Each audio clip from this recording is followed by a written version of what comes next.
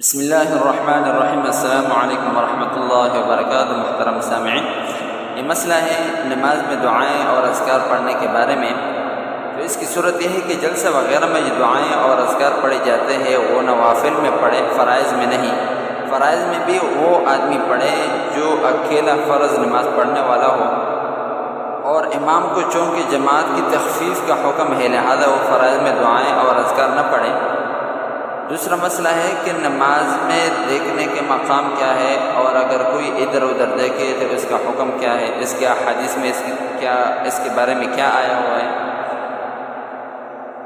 تو نماز کی حالت میں ادھر ادھر نہ دیکھیں، یہ مکروہ تحریمی ہے، بعض کتب میں مکروہ تنزیہی لکھا ہے، بلکہ کھڑے ہونے کی حالت میں سجدے کے مقام پر، اور رکوع کی حالت میں پیروں کی پشت پر، اور سجدوں میں ناک کے سرے پر، اور بیٹھنے کی حالت میں رانوں پر نظر رکھیں۔